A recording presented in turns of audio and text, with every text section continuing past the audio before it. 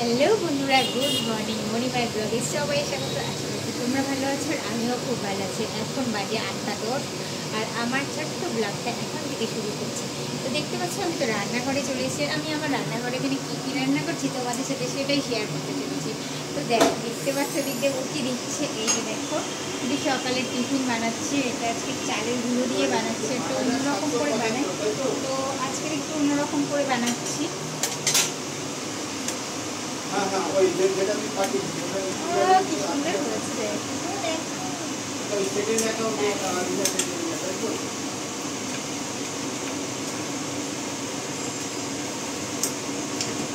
এটার মধ্যে চালের গুঁড়ো দিয়েছি, একটু সুজি দিয়েছি, আর এটার মধ্যে দিয়েছি একটু মানে নুন আর জল মিশিয়ে বানাচ্ছি। এটার মধ্যে আর কিছু দিইনি। তো দেখতে পাচ্ছ কত সুন্দর একদম উঠছে। এটা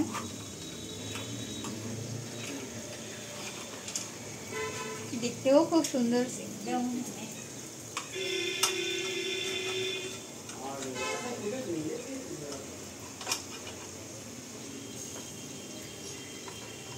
মানে প্রথমে ভয় ভয় করে বানাচ্ছিলাম যে কেমন হবে কি না হবে, তারপর দেখলাম না বেশ ভালোই হয়েছে।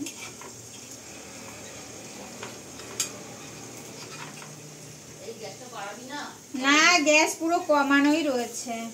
তাহলে ভেতরটা হবে না। না না, পুরো কমানোই রয়েছে। দেখতেও লাগছে, ভেতরটা কিরকম হয়েছে তাকে জানে। দেখতে তো মানে দারুণ হয়েছে, দারুণ মানে দারুণ। কাঁচা হবে না কেন কাঁচা হবে কেন? ওরকম ইয়ে মেশিনের গুঁড়ো না, মেশিনের গুঁড়োটা ভালো হয় না। বাড়িতে গুঁড়ো হলে যে সুন্দর হয়, বাড়িতে গুঁড়ো হলে এরকম যে ছোটো তারা খায় না। এটা একটু মিহি ছিল। আচ্ছা, আমাদের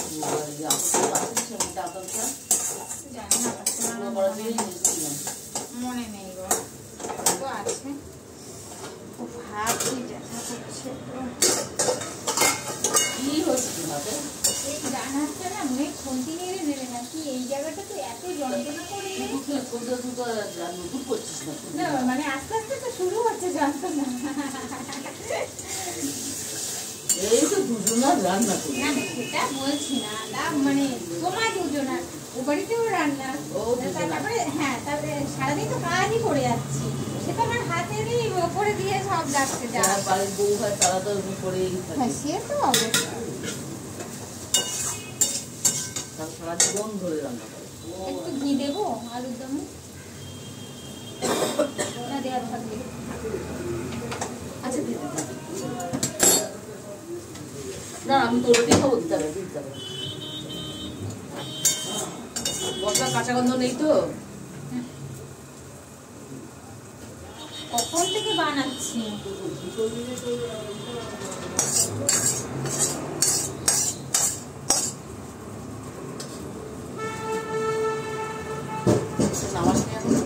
না ওটা হয়ে গেছে না।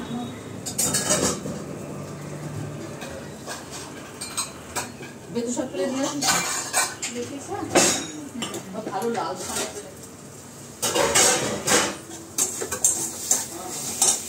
তো দেখতে পাচ্ছ এই যে দেখো আমার লাল লাল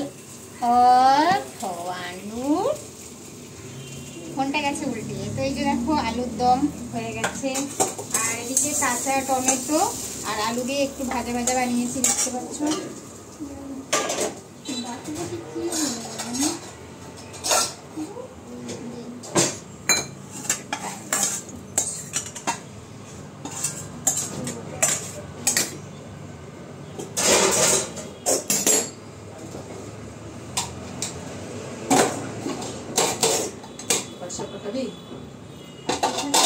দাও খাবো। এই যে দেখো ভাত, আর বানিয়েছি ডাল, মূলো ছোট ছোট করে কেটে মানে পাতলা পাতলা করে কেটে মূলো দিয়ে ডাল বানিয়েছি আজকে। এই যে দেখো ডাল। আর আজকে বানিয়েছি স্পেশাল তো ইলিশ মাছের ঝোল বানানো হয়েছে। এই যে দেখো ইলিশ মাছ বেগুন দিয়ে ঝোল বানানো হয়েছে। আর এই যে দেখতে পাচ্ছ বাঁধাকপির তরকারি হয়েছে। আর এদিকে দেখো সিম ছেচকি। আর এদিকে টিফিনটা তো হচ্ছে। এই ছিল আজকে সকালের মেনু।